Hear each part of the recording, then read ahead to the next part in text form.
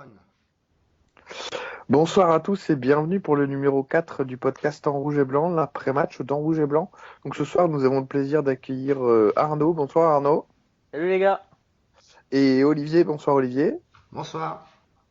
Donc nous allons vous parler de Rennes-Reims, notamment des choix d'Olivier Guégan. Ensuite, on parlera également peut-être de Johan Carasso et de son bilan dans les cages rémoises. Et enfin, on parlera du match de samedi prochain contre Nantes à Delaune. Donc Arnaud, à propos des choix de Guégan, que peux-tu nous dire qu'en as-tu pensé en regardant le match samedi? Alors je l'ai revu, je l'ai pas vu en live, donc je peux avoir une lecture différente par rapport à certains, puisque bon, je connaissais évidemment le résultat. Moi, j'ai été surpris de revoir une nouvelle fois le 3-4-3 parce que on a vu quand même sur les dernières parties que ça ne marchait pas. Alors c'est l'éternel débat entre oui, mais ce sont les joueurs qui animent. Moi, je pense qu'il faut les mettre dans les meilleures dispositions et ça, ce système les pénalise et les handicape plus qu'autre chose. On prend un but sur une erreur de Takal, mais j'allais dire c'est pas le seul parce que et c'est symptomatique du problème du Stade de Reims, c'est il ne sait pas à qui donner le ballon. Il y a une équipe qui est véritablement coupée en deux et sur les choix, voilà, moi j'attendais toujours un David Ngog, il n'est pas là. J'avais posé la question à Olivier Guégan de savoir pourquoi il jouait pas, il a dit la concurrence, donc voilà, je pense qu'il est un petit peu blacklisté comme d'autres. Je pense aussi à Odair Fortes, par exemple. Donc, grosse déception et encore une nouvelle fois des choix que je trouve contestables. La concurrence est assez drôle quand même parce que Bifoua, on peut pas dire qu'il fasse un grand match, quoi. Et qu'il ait fait ne serait-ce que des bons matchs depuis qu'il arrive à Reims. Bah c'est ça, on a l'impression d'avoir un joueur qui un peu, je trouve, tête dans le guidon. Voilà, il va dribbler, il va continuer et quand il va avoir un partenaire, il va la donner à un adversaire. Enfin, voilà, un peu le sentiment que j'ai. Et effectivement, j'aimerais bien voir autre chose sur le front de l'attaque. Ouais, et Olivier, toi, tu en as pensé quoi du match? Je vais essayer de revenir aussi sur un petit peu la compo, cet acharnement sur ce 3-5-2 qui, j'ai l'impression qu'il n'a en fait jamais vraiment fonctionné. On a juste fait un bon match avec, je trouve que c'était contre Caen. Bordeaux Euh, aussi. Bordeaux, oui, Bordeaux, c'est vrai, excuse-moi. Mais faiblesse de C'est tellement l'adversaire. nul, t'aurais joué Et n'importe comment face à Bordeaux, tu gagnes. voilà, après, bon, donc déjà le schéma, bon, enfin, j'ose espérer que contre Nantes, il va enfin revenir à la raison et passer en 4-4-2 ou à la limite 4-2-3-1, mais il faut arrêter absolument avec ce schéma qui en fait nous handicape parce qu'on se prend un but systématiquement euh, assez tôt dans le match quand on joue dans cette formation. Euh, on est d'ailleurs, Arnaud, c'est toi qui le disais sur la vidéo que tu as mis sur ta chaîne YouTube, mais on a changé énormément de fois, j'ai plus le chiffre en tête, de système de jeu quand on a commencé en 3-5-2. C'est-à-dire qu'on ne Bah, reste j'ai jamais regardé, dans ce système. on a débuté 12 fois, si mes calculs sont bons, en 3-4-3, donc tous les matchs depuis le Gazélec. Et sur ces 12 matchs, lors de 10 matchs, on a changé. Il y a que 2 matchs où on l'a gardé. Et pour moi, ça veut dire que si on change, en plus, c'est pas une adaptation. Regardez Gourvenec quand il s'adapte contre Guingamp, c'est à 0-0, c'est quand rien n'est fait encore. Les équipes sont à égalité. Nous, on s'adapte systématiquement quand on est mené pratiquement ou que ça ne va pas. C'est ça, exactement ça. Et après, bon, alors ça c'est la tactique, bon, on va pas y revenir trop longtemps parce que je pense que tout le monde est unanime là-dessus. Et après, il y a le choix des hommes. Bon, alors il y a eu des aléas physiques sur ce match, mais bon, Bifouma, on vient d'en parler, match très compliqué pour lui. J'ai regardé un petit peu les stats sur le site de la Ligue. Il est à 63% de passes réussies. Il est à 5 fautes commises pour un attaquant. C'est celui qu'on a commis plus pour une subie. Donc ça, c'est quand même, je trouve, un aveu de faiblesse pour un avant-centre assez important. Donc Bifouma assez catastrophique. Et là, bon, Arnaud, je vais pas te faire plaisir, mais Charbonnier sur ce match, catastrophique aussi, hein. Pour le coup, le fait de le sortir à la mi-temps, je pense que c'était pour une fois un bon choix parce que vraiment, vraiment pas bon sur ce match. Il a tout raté, il s'est fait manger dans les duels, il a raté ses passes, il était pas bon quoi. Non mais oui, de toute façon on peut pas nier non plus l'évidence et même entre guillemets Charbot depuis qu'il est revenu ne s'est jamais réellement imposé, a montré des choses intéressantes, mais dans la configuration où Reims joue le maintien, Reims joue avec la peur au ventre et Reims a besoin entre guillemets finalement de contrer et de ne pas avoir le ballon, Gaëtan Charbonnier doit être sur le banc. Voilà, c'est aussi ce constat-là et on le sait. Si on n'a pas la possession, même si on a la possession sur les derniers matchs, mais pour une opération maintien, Charbonnier, il a un rôle particulier, ce qui fait que forcément, il va peut-être plus aller sur le banc pour moi que par exemple quand on veut s'installer peut-être durablement, faire vraiment des belles productions collectives où là, pour moi, là, il est nécessaire.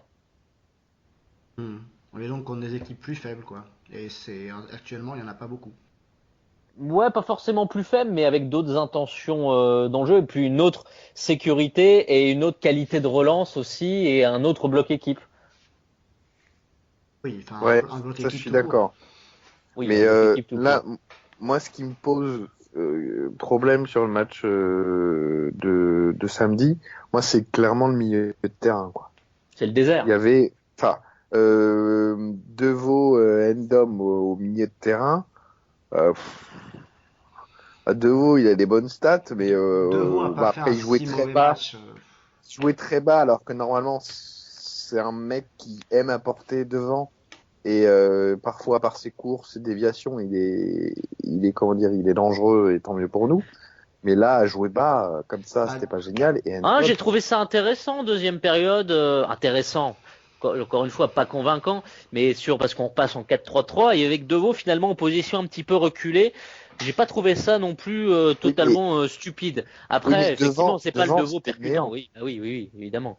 Enfin, à un moment, en deuxième période, je crois que c'est quand on réduit le score. Donc là, on se dit, bah mince, ils vont douter en face, etc. Notre milieu a disparu. Il y avait des trous béants. Il y a même, je crois que c'est en fin de match où il y a un ballon qui roule à 2 km/h dans le rond central. C'est un Rennais qui est à 5 mètres au départ de l'action qui arrive à l'avoir, quoi. Bah, Même le là, défenseur, il y avait des problèmes, quoi. le défenseur que vous avez en plus, il est pas le, enfin le joueur que vous avez en plus en défense centrale, il est pas là au milieu. Oui, non, mais c'est ça. C'est Surtout quand il ça. y a qu'un attaquant de pointe, c'est bête, hein. C'est ça. Et c'est ça, exactement. Mais là, enfin, moi, je trouve que le milieu de terrain, c'est là où on a vraiment été mauvais samedi soir. Bah, c'est déséquilibré, c'est surtout ça, quoi. oui, c'est surtout ça, parce que finalement, le milieu de terrain, c'est le problème depuis très très longtemps. Là, Deveau, bon, pour moi, il n'a pas fait un mauvais match, il a fait ce qu'il a pu. Il a un peu, à mon sens, pris le rôle de Kankava qui était absent dans la Oui, non, récupération mais de balles, il dans fait un la bon match. toute Mais le première problème, c'est qu'il relance est... de milieu de terrain. Mais c'est à côté, il n'y a personne. Ali Ils Ndom, sont en infériorité numérique, ils sont en ils infériorité sont, ils numérique, sont c'est ce en qui infériorité numérique et en plus, ils sont plus faibles à la base. Donc forcément, c'est difficile. Ali Ndom, bon, il est bien gentil, mais il n'a pas encore le niveau c'est pas pour le peser sauveur, comme oui. ça. Et Gaëtan Charbonnier, qui est censé être plus ou moins en milieu de terrain, ou en tout cas en 10, 9,5, on appellera ça comme on veut, qui sur ce match a été mauvais. C'est un Mfoufou truc est que je rentré, comprends pas. a été meilleur. Sur Charbonnier, je comprends pas pourquoi il est si haut. J'espère que c'est pas une consigne qu'on lui donne d'être là. Pour moi, il doit être beaucoup plus bas, Et oui, limite sur à la même hauteur que ou juste devant un Devaux, enfin les défenseurs, enfin, les milieux récupérateurs, il doit être beaucoup plus bas pour pouvoir ensuite être face au jeu. ça, je suis d'accord. Parfois, il est sur la même ligne que Bifouma et Debréville. Alors Alors ça, que je comprends. normalement, il devrait être plus en retrait, justement, comme tu dis, Casser les lignes.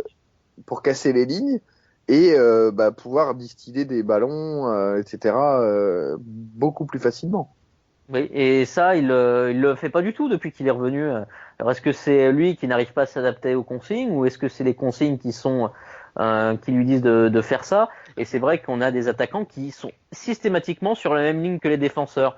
Donc du coup, on se retrouve avec un néant au milieu de terrain, cet axe qui est déserté et on le paie forcément cash parce qu'on n'arrive pas à avancer, on est obligé de balancer des longs ballons devant, sauf que c'est beaucoup plus rempli d'incertitudes. Exactement. Et je crois que c'était Timothée Crépin sur Twitter qui le disait. On a vraiment l'impression que Guégan, il tente des paris. Un peu, je mise là, au petit bonheur la chance, ça va marcher ou ça va pas marcher. Que ce soit dans un compo ou tactiquement, bah, et on n'a pas l'impression qu'il sache ce qu'il doit faire, en fait. Si on regarde un petit peu les changements qui ont été faits sur ce match, bon alors déjà on part en 3-5-2 ou 3-4-3 selon les interprétations. Alors on sort deux personnes à la mi-temps, donc Takal qui sort pour entrer Bangoura et Charbonnier qui sort pour entrer Mfoulou. Donc je suppose qu'on repasse en 4-3-3. Ouais, Que vous en pensez, voilà. oui, c'est ça, oui, oui. Oui, c'est ça. Et donc bon, déjà 4-3-3 avec Mfoulou dans ce rôle, même s'il n'a pas été mauvais, bon, ça peut interroger. Et Mfoulou et Ndom, les deux jeunes, très expérimentés, en même temps sur le terrain. Et ensuite, Il y avait que on ça. a... Il n'y avait que ça, c'est vrai, c'est vrai. Mais ensuite, on a le changement de Kiei, que j'aime beaucoup pourtant, qui rentre pour Ndom, et du coup, on passe en 4-2-4, après, hein. C'est-à-dire qu'on décide vraiment de ne mettre plus personne au milieu de terrain. Alors ça, Sachant le que choix de Kier, je voudrais en parler avec vous parce que je suis quand même un petit peu interloqué. Le gars, ça fait quoi? 3 mois qu'il est absent. 5. 5. 5 depuis que Jabba Kankava l'a blessé à l'entraînement. Il rejoue là 13 minutes, direct. C'est quand même un petit peu bizarre. J'ai l'impression que c'est comme si c'était un jeune alors qu'on menait au score à qui on voulait donner un petit peu du temps de jeu.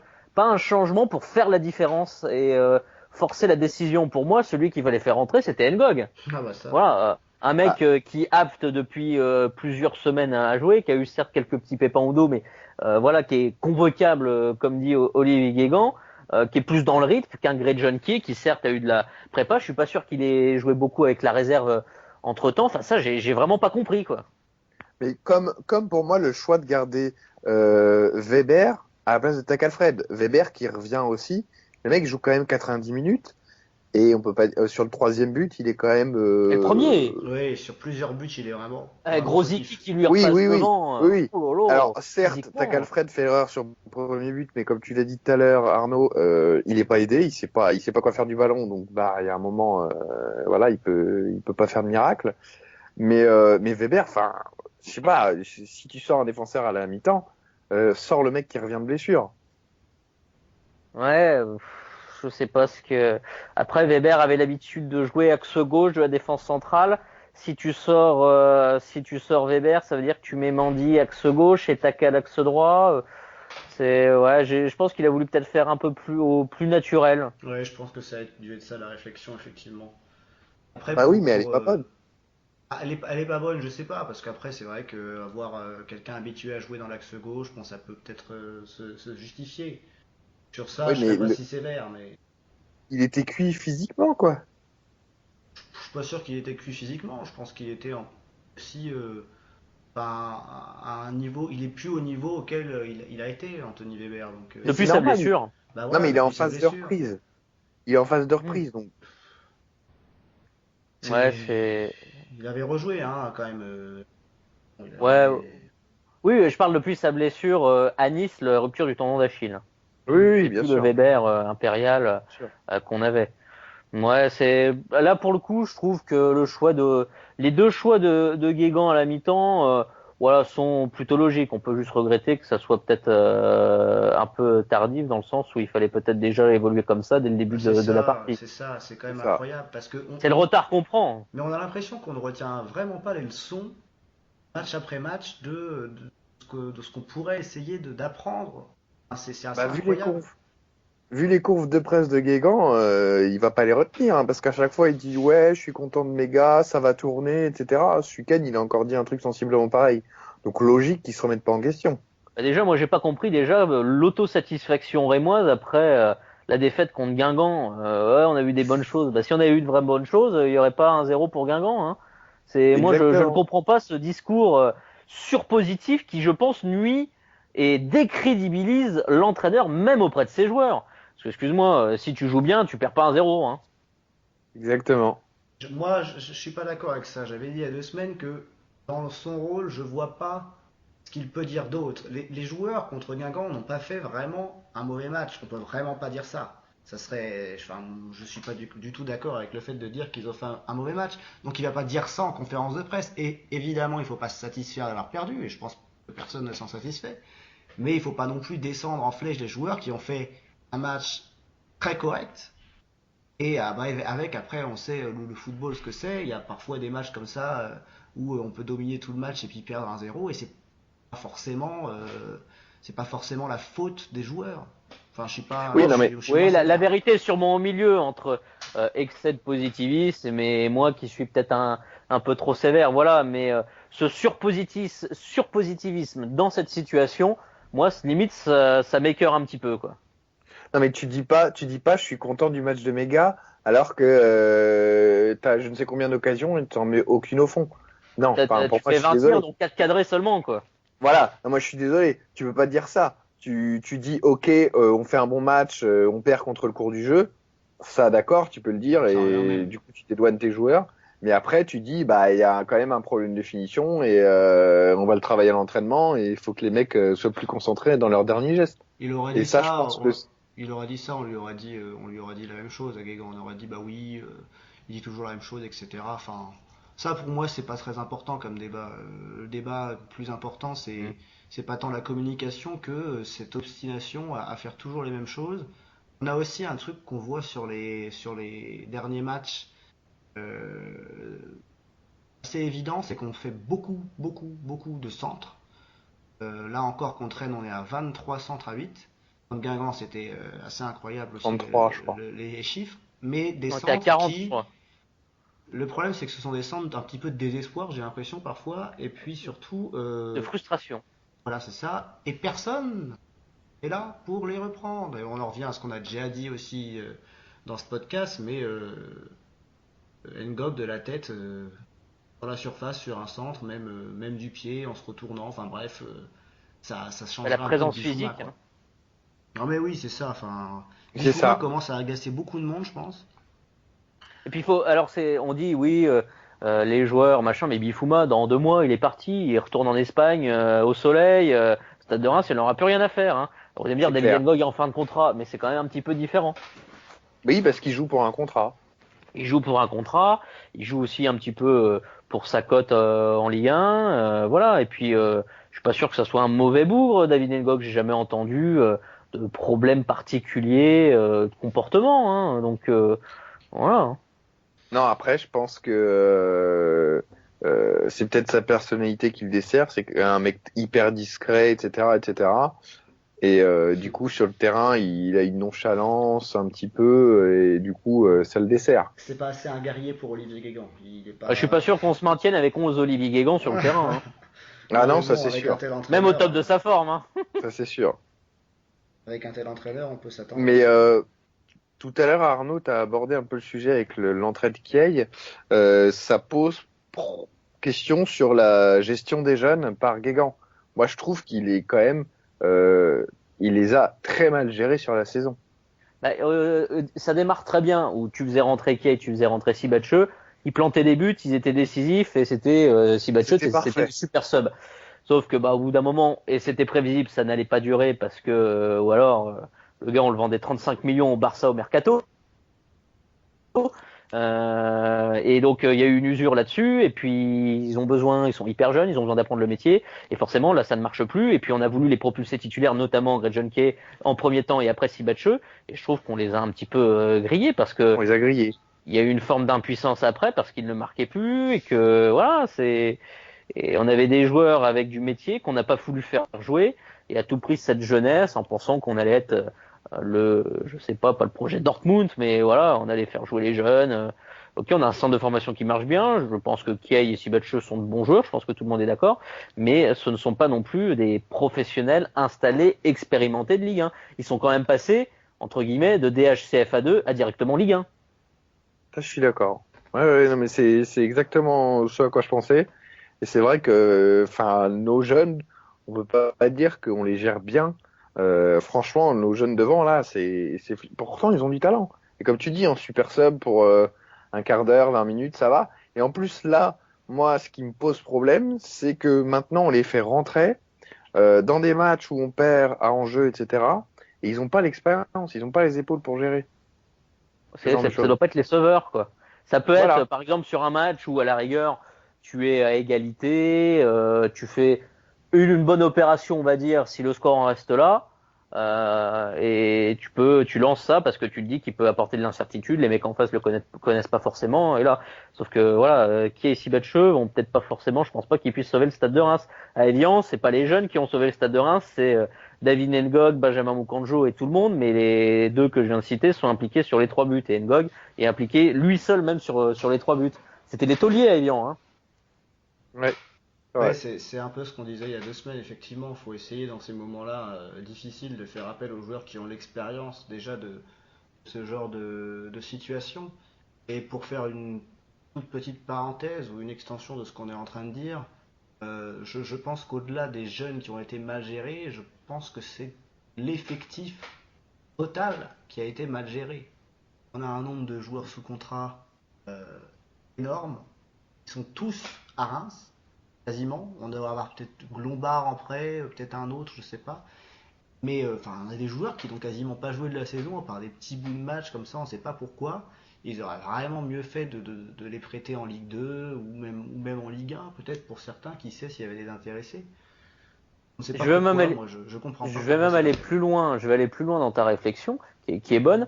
C'est regarder le nombre d'attaquants, milieux excentrés et de défenseurs centraux que l'on a. C'est juste effarant. Et combien de milieux défensifs, récupérateurs, relayeurs on a? Vous allez voir, c'est totalement effarant sur les 30 pros que l'on a.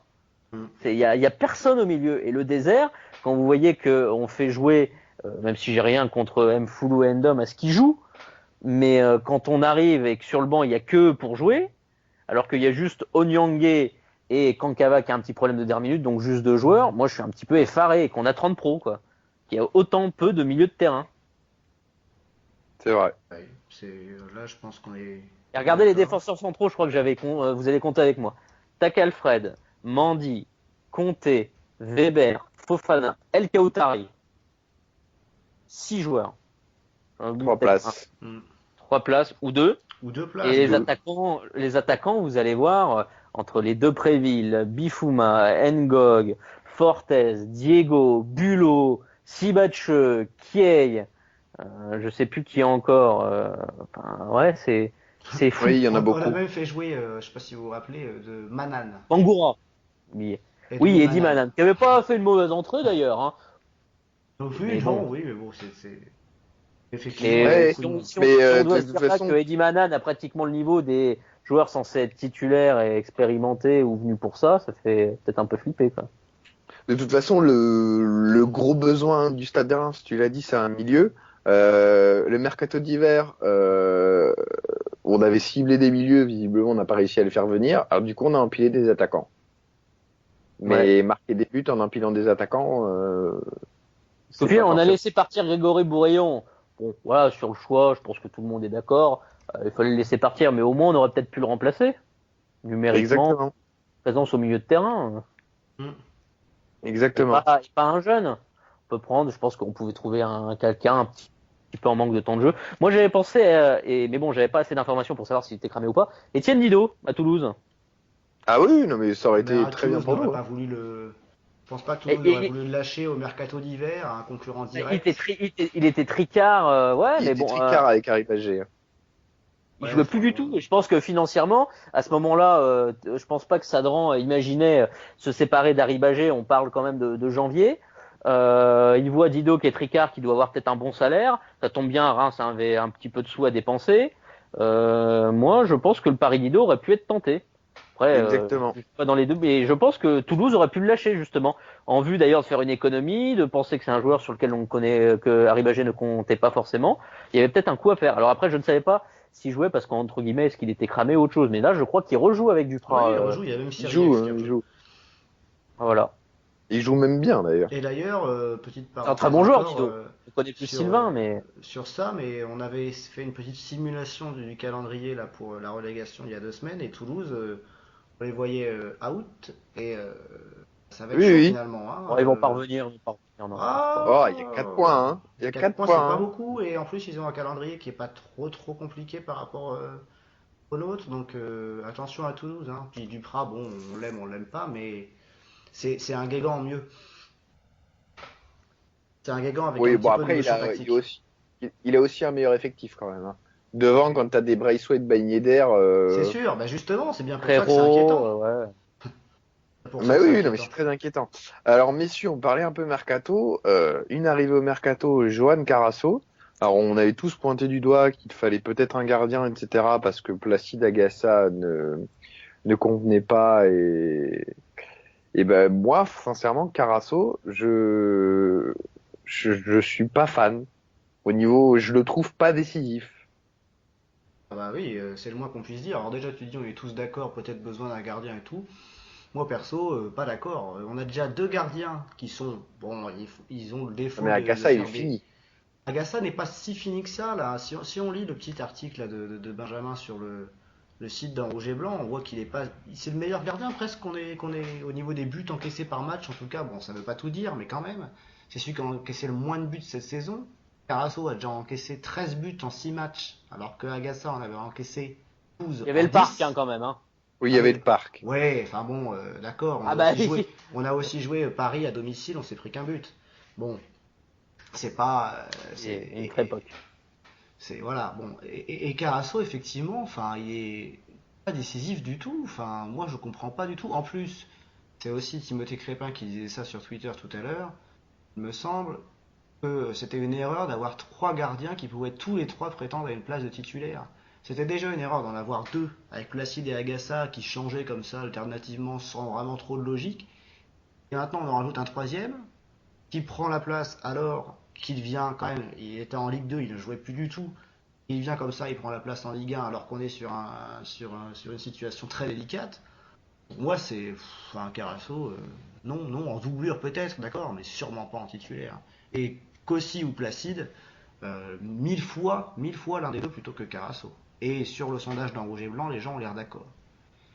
Alors bon, j'ai eu la chance pour le coup de suivre le FC Metz l'année dernière, donc forcément j'avais vu les prestations de Carasso. Je l'avais dit, sur le niveau, c'est ni meilleur ni moins fort que Placide Agassa. Les deux d'ailleurs, je les mets au même niveau, les trois. Sauf que dans la gestion des gardiens qui fut chaotique, catastrophique, entre Placide et Agassa, ça induit des problèmes de vestiaire, cette querelle. La politique de Reims, qui pour le coup je trouve est plutôt bonne d'avoir dit bah écoutez, on n'arrive pas à se mettre d'accord, vous nous pourrissez la vie, eh bien on va chercher un troisième mec. Ok, ça sera pas forcément un foot de guerre, mais il va mettre tout le monde d'accord et voilà, et vous vous taisez. Ça, c'est pour moi le choix de Carasso qui finalement aujourd'hui pour moi, oui, il n'est pas forcément décisif, mais il fait pas non plus des boulettes, même s'il fait des petites erreurs bien soulignées dans l'article de Benjamin. Mais voilà, il met tout le monde d'accord dans le sens où vous avez suffisamment eu du crédit à la fois à Placide Agassa, vous n'avez pas rendu l'ascenseur de la confiance du gardien. On va chercher un autre mec. Certes, il n'est pas meilleur que vous ni moins fort, mais voilà, au moins ça clôt le débat. Provisoirement. Parce Ouais, que ça reviendra cet été. le raisonnement se tient, effectivement. C'est vrai qu'il y avait clairement un problème de vestiaire entre les deux gardiens numéro un bis. Mais après, enfin, moi, sincèrement, Carasso, je trouve qu'il n'y a vraiment pas de plus-value, quoi. Non, Il c'était prend sûr, tout, oui, oui, exact. il Oui, prend oui. toujours des buts au premier poteau. Enfin, non, mais c'est dingue, c'est dingue. Regarde le but qu'on prend contre Guingamp. Il est pas fermé le premier poteau. Et là, ce week-end, il a encore failli s'en prendre un moment. Hein. Il faut quand même, ouais, c'est clair. Bon, alors ça, c'était déjà un peu le cas avant, mais ça l'est toujours, si ce n'est encore plus avec Carasso, c'est-à-dire qu'il suffit de deux, ou un ou deux tirs cadrés, pardon, de l'équipe adverse pour qu'on se prenne un but. C'est quand même, C'est Sirigu, un tir cadré, c'est un quand même but. fou, mais c'est quand même dingue. C'est incroyable. Nous, on fait 20 tirs dans le match, on en met 4 cadrés et zéro dans le but, et eux et les autres équipes en font 2 dans le match.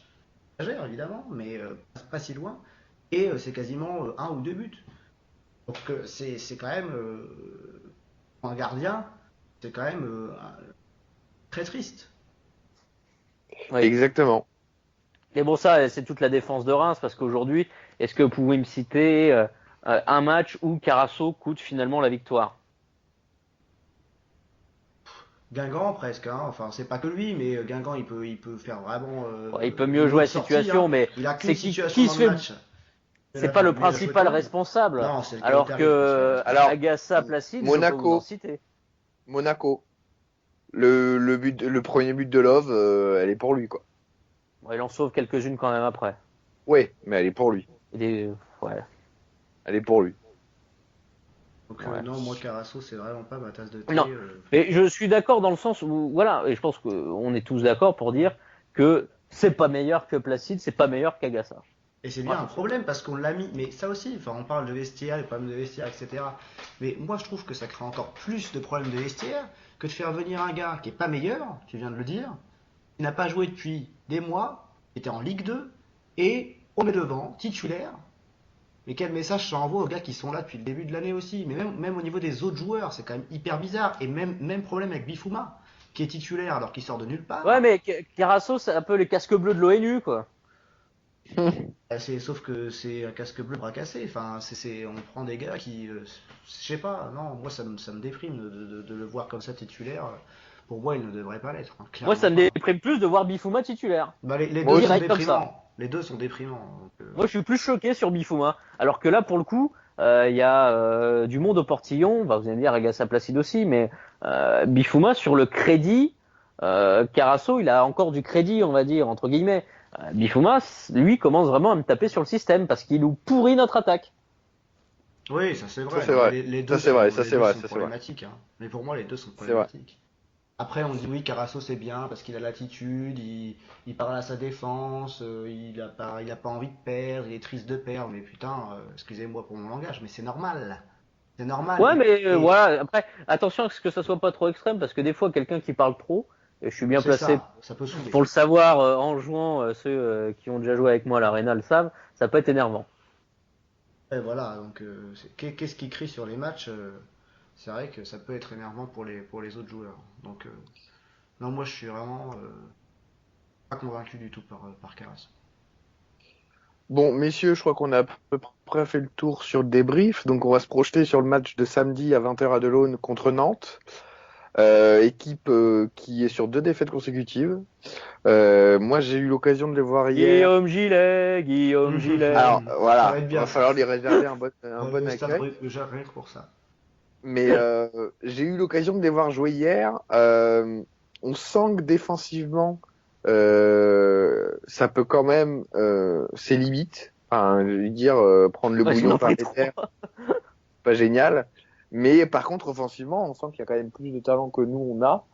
Et c'est ce qui fait, enfin, c'est ce qui quand même fait peur. Ouais, moi je trouve, j'aime beaucoup Sigthorsson qui est l'attaquant, j'allais dire typique nordique. Alors toi, t'as peut-être plus vu Nantes que moi, Alex. Donc voilà, le mec, il paye pas forcément de mine, mais il va mettre le pion quand il faut. Ah non, mais moi j'aime beaucoup aussi. Et en plus, il est très bon dans la construction. C'est-à-dire, pour venir chercher les ballons, sur les déviations, etc. Parce que nous, un gros problème, c'est qu'on sait pas jouer en une touche de balle. Bah oui. Et Bah, alors, à un moment, si vous savez pas faire ça, faut retourner en Ligue 2. Hein, qu'est-ce que vous voulez que je oui, vous oui, dise. non, mais tout à fait. Et là, ce mec-là, il est précieux pour ça. Et quand Oui. à côté, il a un Salah ou un Bamou, etc., bah, ça permet à ces joueurs-là d'avoir des espaces et d'être dangereux. Moi, franchement, je les ai vus hier. Ça joue bien. Après, par contre, derrière, c'est vraiment pas l'assurance tout risque. Sana, c'est pas génial, quoi. Ah, c'est plus le Sana de Marseille ou Paris, même Sûr. avant, ça c'est sûr. Hein. Puis qui jouait milieu défensif, il joue pas défenseur central. Bah là, il est défenseur central. Hein. Ouais. C'est un bon joueur quand même, hein, ça reste un. Oui. Ça reste un bon joueur. Mais franchement, hier, vraiment, derrière, on sentait que bah, une petite accélération, une bonne passe bien sentie du milieu de terrain pour déclencher l'attaque lilloise. Et derrière, c'était un peu n'importe quoi. C'était vraiment la panique. Alors, Et pour moi, sincèrement, ils sont pas sur une énorme dynamique là. Hein. Non, oui. Bah, Ils ont oui. gagné un match sur les 6 derniers. C'était contre Angers à domicile. Bon, ils en ont pris 4 à Rennes. Voilà. Ils en prennent 2 à Lyon. Et là, ils viennent de perdre 3-0 contre Lille à domicile, quand même. Ouais, ils prennent beaucoup de buts. Il y a ouais, il y juste aura à des Nantes, espaces. à Bastia où en semaine ils vont chercher un nul. Bon, c'est un Le match en semaine 0-0. particulier, mais Ouais. sinon, Et en effectivement, plus, ouais. ils ont quand même perdu contre une Ligue 2 en Coupe de France, quoi. En prenant 3 par Sochaux, qui est 19e de Ligue 2, je crois. Avec un super entraîneur, Albert Cartier. Ils sont pas sur une bonne dynamique. Mais attention à ça justement, est-ce qu'ils vont perdre 3 matchs de suite? Moi, ce qui me fait un peu peur, c'est que j'ai l'impression que tout le monde là, dans les prévisions, contre Nantes, oui, bon, bah 3 points, ça va le faire, il va falloir gagner les 3 points, optimisme un petit Non, peu il débordant. les faut, c'est différent. Non, mais j'ai l'impression même que les gens sont un peu optimistes, voilà. Je suis pas si optimiste que ça. J'ai peut-être des mauvais souvenirs, mais j'ai l'impression que les matchs contre Nantes qu'on a fait dernièrement était globalement assez fermé. Enfin, je sais pas, j'ai pas de grands Bah, on souvenirs perd des matchs contre 2-0. Nantes. Cette année, on perd 2-0. Et l'année dernière, on gagne un petit peu par miracle 3-1, 4-1 avec vraiment des faits de jeu très hyper favorables, si je me souviens bien. C'était une des seules victoires de Vasseur en 2015. Mais ouais, Nantes, c'est jamais foufou, mais on arrive toujours à s'en sortir. Je crois que j'ai même le souvenir d'un match en Ligue 2 où on s'en sort aussi avec un penalty ou des faits de jeu hyper favorables. Bon, après, faudra voir. Moi, je suis surtout à la fois inquiet parce que j'ai l'impression que Guillaume Gillet va faire un gros match, et le 2, savoir comment Reims va évoluer. Oui, ah Gros bah ça inconnu. évidemment. C'est la question. Est-ce qu'on va enfin Ah, revenir à la raison?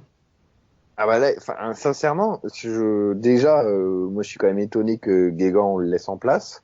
Tu veux Euh, faire quoi? Bah, je sais pas, aller prendre un autre mec ou, enfin, je sais Personne pas. viendra, hein. Mais de toute façon, enfin, moi, ça fait depuis le mois de janvier et la défaite au premier tour Coupe de France Toulouse, hein. que Allez. j'en veux plus. Non, Mais, mais ça, on en a déjà parlé. Il peut pas et partir là, maintenant, en il plus, partira pas. Donc, s'il nous refait la politique de l'autruche, genre, j'ai pas vu ce qui s'est passé avant, je continue dans le même système, on va droit dans le mur, mais j'accélère. Là, enfin, ça sert à rien d'y comprendre. Ou alors, il est missionné pour faire descendre le club. Là, J'avais dit dans ma là, vie. j'entends plus rien. Allô? Il y a eu Oui. un petit, il y a eu Allô? un petit bug là. Allô, allô. Oui, vous Ouais, il m'entendez y a Un eu un petit petit bug. bug, ouais. Ouais, bon. Oui, c'est Oui. bon. Ok, bon, on reprend Je un petit peu disais sur le. si je disais que s'il reconduit le 3-4-3, dans mon estime, il sera encore plus mauvais que Didier Tolo, qui est le dernier mauvais coach passé par le SDR. Oui, c'est ce que tu disais dans ta vidéo, oui, bah c'est vrai, bah, Voilà. enfin, il y a déjà débat C'est une belle actuellement, référence, hein. vous serez d'accord avec Ah, moi c'est en une termes très de belle nullité référence, là. Très belle c'est référence. la meilleure. Bon, Mais il avait Stéphane Sanson en attaque, hein, on l'a pas aidé. Hein. Ouais, non, on l'a pas aidé, ça c'est clair et net. moi, je Mais il pense était mieux avec Euh, son que adjoint. une des clés du match, là, je pense, de samedi, ça va être si on arrive à pas être mené au score en première mi-temps, ça fera du bien et je pense qu'on pourra aller chercher un résultat. Mais il faut absolument pas être mené au score en première mi-temps comme on a pris la fâcheuse habitude de le faire, puisque sur les 10 fois là où on a été mené au score depuis la reprise de janvier, on a gagné qu'une seule fois. Donc pour 6 défaites et 3 C'est nuls. Donc à Angers. mon avis, c'était Angers exactement, 2-1, ouais. et vous, Donc à mon avis, vous ça savez va être la clé. que, Mais il y avait 1-1 à la mi-temps d'ailleurs contre Angers, je crois. oui, C'est bien oui, possible, oui, Traoré avec un but égalise. de Traoré, effectivement. Ouais. Et vous savez qu'on est la seule équipe de Ligue 1 à ne pas avoir marqué dans les 10 premières minutes cette saison. Ça prouve bien qu'on rate nos départs. Parce que c'est le fameux quart d'heure rémois, vous savez. Mm. C'est ça, ouais. Non, mais ça prouve. Et tu te compliques la tâche, c'est purement mathématique, hein, en prenant un but de retard. Enfin, ça, c'est évident.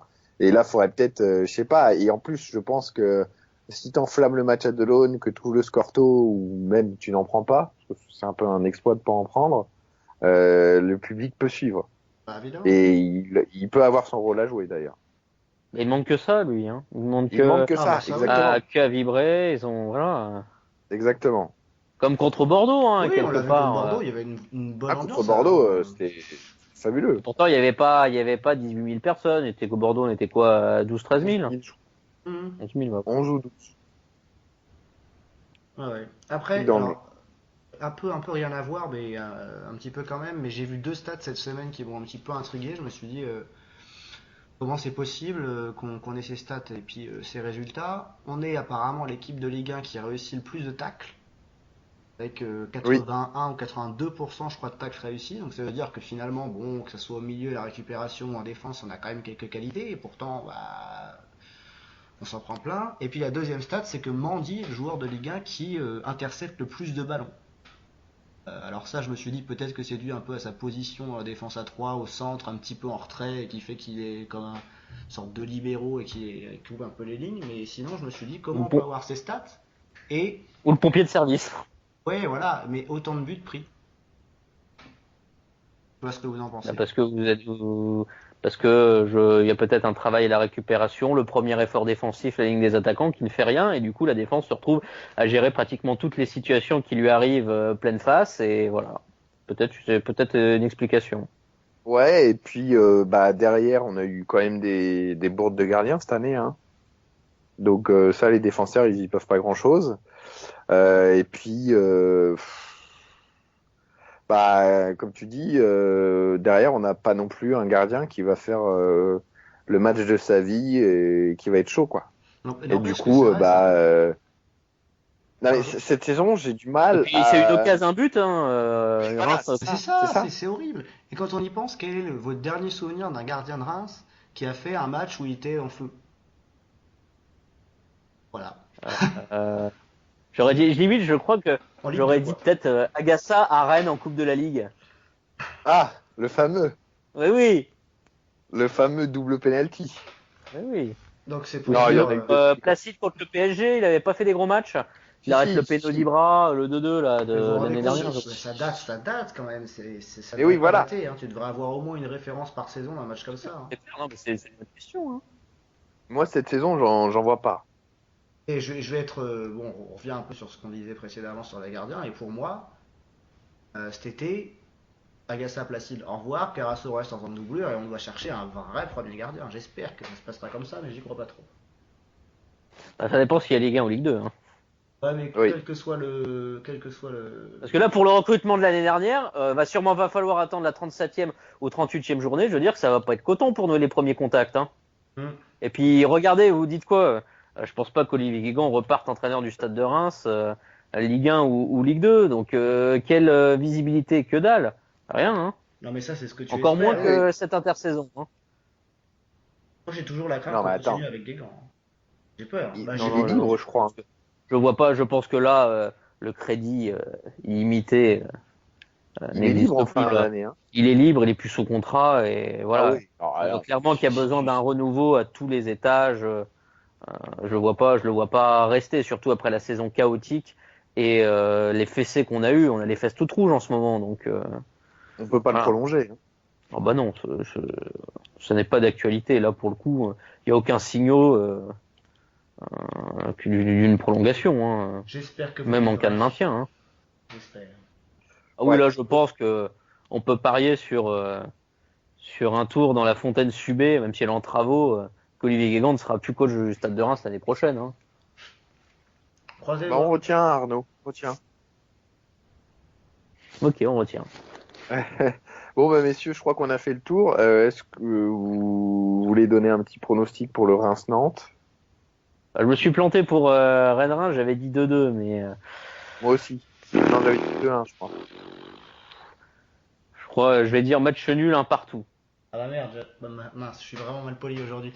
J'allais dire exactement la même chose. J'allais dire match nul un partout.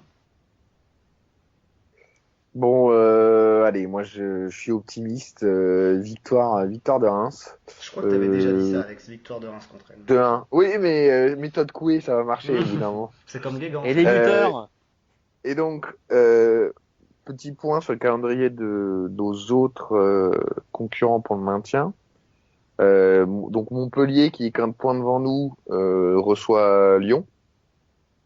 Ouais, Lyon ça qui est peut quand être même compliqué. en forme, donc ça va Ouais. être Ouais, mais Et bon, compliqué. qui joue la Montpellier, ils sont deuxième à 4 place. points devant. Ouais, ouais. Bah si on gagne et qu'ils perdent, il y a plus d'infos, Angers-Ajaccio. hein. Ça, j'ai un peu peur, moi. Angers-Ajaccio. J'ai un peu peur parce qu'ils peuvent Donc bien prendre un Angers, point en moins. ouais, ils peuvent prendre des points. Toulouse-Bastia. Alors, faudrait que les Là, j'ai très Bastiais peur aussi. nous aident. Et après, c'est quoi? Guingamp-Paris. Donc, comme on a dit, Guingamp va pas prendre 2 points. Mhm. Donc, on pourrait, si on fait un résultat positif samedi, pas forcément se détacher de derrière, mais rattraper un peu devant. Ce Ouais. qui serait quand même pas mal. Et il y a un OM Bordeaux chaud Faut pour... que Bordeaux gagne, quoi. ouais, presque. presque. Ouais, non, mais là, je pense que Marseille, c'est du fantasme. Non, moi, Oui, j'étais en je train de pense. regarder parce que je vois loin la 38e journée. Donc, tout le monde sait que Reims reçoit Lyon parce qu'on parlait de Lyon pour la deuxième place. Et le Gazélec va à Lorient. Si vous êtes pas, enfin, si vous devez absolument gagner ou faire un résultat pour vous maintenir pendant le même temps que le Gazélec va aller à Lorient, qui sera probablement maintenu parce qu'ils ont 39, je pense qu'on peut très sérieusement trembler et avoir peur parce que pour moi, il faut absolument avoir le maintien au soir même de la 36e journée, avant le déplacement à Marseille et avant cette réception de Lyon. On l'aura pas à la 36e journée. J'écoutais Ben non. la radio ce week-end avant le match contre Rennes et il disait que Reims, sur France Bleu Champagne, je crois, c'était toujours maintenu soit à la 36, soit à la 37e journée depuis qu'il est en Ligue 1. Donc on peut espérer que ça soit à la 37e cette saison et qu'on ait une 38e journée tranquille. Ouais, enfin, Sincèrement, la deuxième année de Fournier, on était quand même maintenu bien. Alors bien peut-être que avant. pratiquement ça s'était fait, mais il y avait quand même, j'avais regardé, il y avait 15 points d'avance à 6 journées de la fin. Ouais, Hein. mais comme on n'a Ouais, rien gagné ouais. derrière, mathématiquement, on était maintenu qu'à la 36e. Oui, mais bon, on est Bah dans oui, la parce course. qu'il y a encore 12 points en jeu à la 30, comment, la 34e et la 35e, il reste des points, mais Bah oui. on était quand même largement maintenu avant. Là. Officiellement, non. Mais moi, je serai serein que quand ce sera officiel. Hein, avec cette saison-là, franchement. Ouais, non, Bah, mais bien sûr, bien je sûr. pense que c'est un Et peu Arnaud, tranché avec les stats que de dire que l'année fournie, on s'est maintenu que à la 36e. Hein. Arnaud, le match de Lorient-Ajaccio là, moi j'ai pas forcément la même lecture. Hein. Certes, tu joues peut-être un Lorient sauvé, mais c'est le dernier match à domicile, donc ils veulent remercier leurs supporters, etc. Tu joues sur un synthétique, t'as pas joué sur un synthétique de la saison, et ça les change parce qu'Ajaccio faire du jeu sur synthétique, bon, c'est pareil, c'est un petit club avec des petits joueurs, etc. Donc c'est pas évident. Oui, oui, je suis d'accord. Je dis pas que c'est match gagné pour le Gazélec, mais jouer Lyon à domicile, qui joue peut-être pour une deuxième place, ce Lyon-là Ah oui, qui est quand même assez fringant. oui, ça, je suis Je d'accord. pense qu'on n'est pas, je dis, on n'est pas serein, quoi. On va serrer les fesses. Non. Hein. Mais par contre, le match au Vélodrome à la 37e journée, franchement, me fait pas si peur que ça, moi. Bah, Et pour moi, attendons de ça sera pas un voir. Marseille, c'est Marseille quand même. différent. Bon, je Attendons me de dis Ah, mais voir ça qui depuis longtemps. remplacera Michel, etc. Marseille, j'ai regardé hier, c'est faible. Alors, si Michel est plus là, peut-être que ça va changer. Mais si Michel est toujours là, franchement, Marseille hier, il y avait rien, quoi. Ah Les oui, mais mecs ça savent c'est pas pas la faire. première fois. Les mecs débordent, savent pas faire un centre. Thauvin joue pour sa pomme. Michel, les seuls changements qu'il fait, il empile des attaquants devant, on dirait Guégan. J'allais dire, c'est le Reims avec de l'argent. Ouais. Mais je C'est pense moi ça, que c'est ça. Mitchell sera plus là. Enfin, je suis pas si optimiste parce que je pense qu'il sera plus là et je pense que en fin de saison comme ça, bon, à domicile, Marseille, Il avec va bien finir l'effectif par quand en même de gagner un. Hein. grosse qualité hein, au niveau individuel, pas collectif, mais individuel, il y a quand même des joueurs de vraiment Oui. bonne qualité. Donc je suis pas si optimiste que ça. On peut peut-être prendre un point, mais Après, pour juste, enfin ça c'est une petite aparté. Pour moi, l'effectif de l'Olympique de Marseille rassemble tous les maux du football français. Non mais c'est vrai, hein. Tous ces problèmes de joueurs, de complémentarité, voilà, où ça devient du grand n'importe quoi. oui, ils ont empilé les noms quoi. Et c'est Mm. ce que je dis, Bah, dès que le mec individuellement, il faisait y a une de la bonne saison, qualité. regarde Alessandrini, ouais, le mec il fait une demi-saison à Rennes, ça y est, on l'achète, on lui file un gros contrat, et puis ça passe pas le cap. C'est ça. Bon, messieurs, je crois qu'on va s'arrêter là pour le podcast. Merci de votre participation. Euh, c'est ça. Bon, messieurs, je crois qu'on va s'arrêter là pour le podcast. Merci de votre participation. Surtout que les conditions d'enregistrement sont un peu compliquées ce soir. On vous souhaite une bonne semaine à tous, une bonne soirée et un bon match samedi. Bon match, À salut. bientôt, bon match.